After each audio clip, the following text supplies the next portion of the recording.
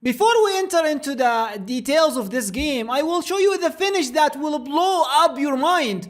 Here in this position, white actually brought a queen and black had the choice to take rook takes d8, queen takes d8, bishop takes f1, king takes f1, and playing this ending. Probably it's slightly better for black, slightly better for white, who cares, it doesn't matter. But black allow this game to stay, or the queen to stay alive. But what happened next? What he played? Let's go back a bit and talk about this tournament. Actually, this is the strongest open tournament ever. It's called the Grand Swiss, and it contains every single good player. Aronian, Giri, Firouzja, every single player. 2700 a lot, 2600. You cannot even count, maybe more than 50, 2600 player is playing, 2500 very few. Very, very strong tournament. Why is it that important? Because the first two qualifiers, or the first player and the second player after that tournament finished, will be qualified to the candidates. And the winner of the candidate will play to the World Championship title, challengers of Gukesh. So let's get started. Playing white, Adita from India, 2589, while with black, Yaz Erdogmaz from Turkey. c4, e6, knight c3, d5, d4, and d takes e4 right away. Kind of queen's gambit accepted. We go e4, and after that c5 strike in the center. d5 right away, e takes d5, e takes d5, and now bishop d6 making some blockade on that pawn. It's fine, bishop takes c4, knight e7, continuing the development, and now h3. Why? Because I wanted to play knight f3, not allowing bishop g4. Interesting. Castling, knight f3, and now knight d7, continuing the development, and after that castling short, knight b6 played. After knight b6, the bishop is under fire, also the pawn, and you cannot actually save the bishop that easily, because if you go, for example, bishop e2, there's this interesting trick, knight d5, knight d5, knight d5, queen d5, and bishop takes h2, or without takes. Bishop h2 and you will lose your queen. And if bishop b3, actually there is probably c4 idea, so white decided, okay, I will go b3. If you take my bishop, and that's what happened in the game, I will have a protected passed pawn. But knight g6 played. And this knight, with the help of the bishop, creating a very good control over the dark squares. Knight e4 attacking the bishop, bishop f5 giving that bishop up, knight takes d6, queen takes d6, and now queen b3. Attacking on b7. Actually, until now, it's kind of normal game. Nothing special happened. But wait a bit. b6 supporting the pawn, a4 trying to play a5 and causing some weaknesses on the queen side. a5 to stop that, and now rook e1 along the e file. Rook f8 along the e file as well, so it's kind of a boring game. But bishop e3 played, and now h6. Rook a2 wanted to bring the rook to the game, and the fire just started. Bishop e4. Now the threat is to take on f3 and then doubling up your pawn. So white said, knight d2. I'm not going to allow this. Give me your bishop. Black said, I'm going to give you that bishop, and then knight h4, attacking here on g2. White said, are you sure? Are you serious?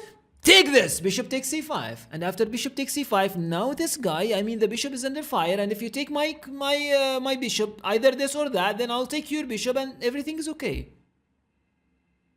Black said, are you sure? White said, yes. Then queen g6. What a move. Threatening mate 3 times.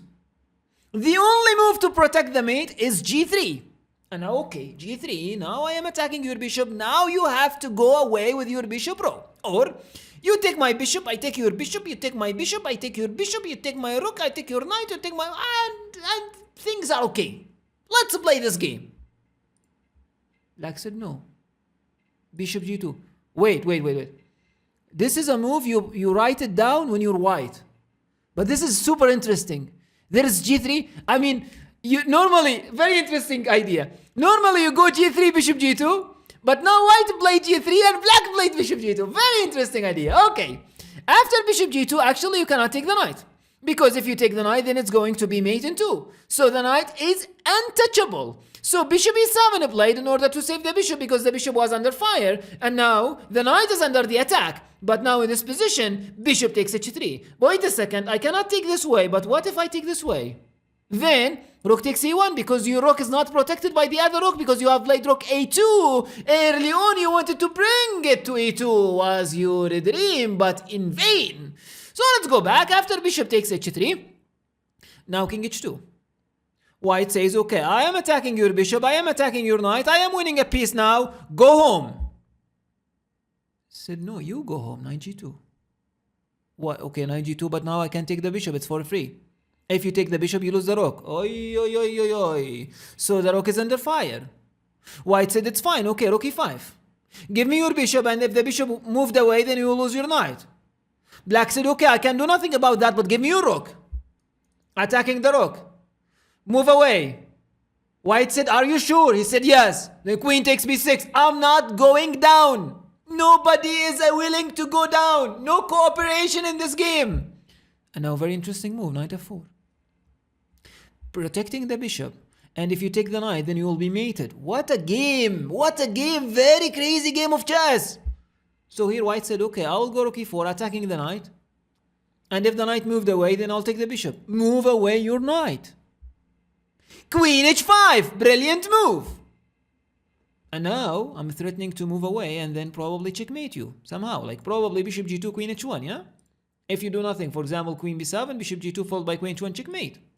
That's why rook takes f4. So bishop g2 I can take, king takes g2, but now there is bishop g4 check. King g1, sorry for that, and now rook takes e7. The threat is rook e1 check followed by checkmate. And even if you go rook b2, rook e1 check, you might say, okay, I have this idea, but there is this. And then queen h1 checkmate. So it's a very, very dangerous threat. After rook e7, White said, okay, I will protect for that, and then rook a1. Rook a to e8, again, renew the threat. Rook e1 is another one. So rook f1 is played, and now in this position, black a bit comes down. He should have played rook e1, but he played bishop h3. Attacking the rook, and the rook actually cannot move away thanks to rook e1 check. But there is rook h4, very strong for white. He missed that, and he played stronger threat, which is d6, attacking the rook. Now rook e2 actually happened, and now and only now rook h4. Attacking the queen and the bishop, but queen f5 played to protect the bishop, and now white should have taken the bishop first, and then do whatever. But he decided to play queen b5.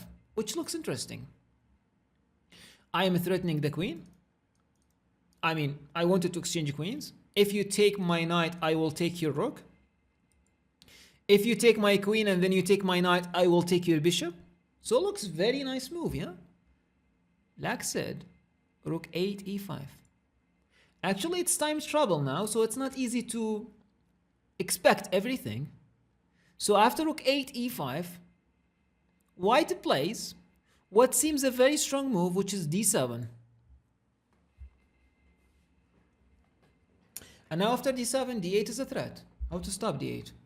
Only move is rook takes d2. Check on b8. King h7 is played, and now d8 queen. And here is the position where we started our video. And it's crazy how the black player in only 51 seconds managed to calculate that fast. Here, he played not rook takes d8 actually, which is the kind of the obvious move, the expected move. Though it's, what makes it interesting, this position is almost winning for black. Without risking anything. Almost winning. Like g5 here, computer says, and after rook h2, king g7. It's not easy to find these moves, but actually, at least if you don't see these moves, you're doing fine. For example, if rook c5, you're doing fine. If queen check, you're doing fine. If whatever, you're doing fine. Yeah, you are not forced to find that line. But here, the very interesting idea happened. Queen takes f2. Oi, oi, oi, oi, oi, oi, oi. And now forcing mate in 6 just started. Only move rook takes f2. Rook e1 check. If you go rook f1, then rook f1 checkmate. Only move king h2, king h2. Now rook takes f2 check, only move to take. Rook h1 check, only move king g4. Check, only move king h5. And g6 checkmate. A pawn checkmate while two queens are just watching. Guys, do you need popcorn?